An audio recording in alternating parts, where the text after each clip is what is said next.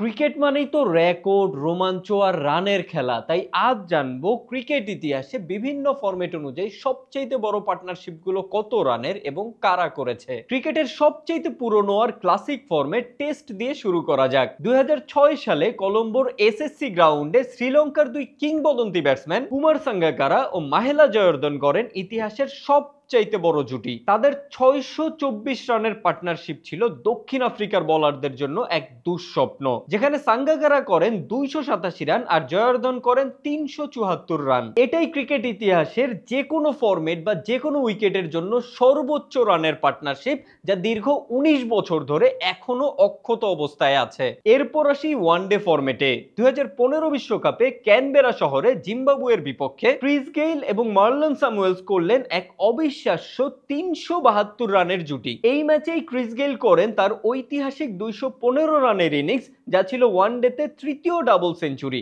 সাথে স্যামুয়েলস যোগ করেন আরো 133 রান এবং এটি এখনো পর্যন্ত ওয়ানডে ফরম্যাটের সবচেয়ে বড় পার্টনারশিপ হিসেবে উল্লেখিত আছে। আর সবশেষে টি-20 ফরম্যাট, যেখানে সময় কম কিন্তু রান চাই বেশি।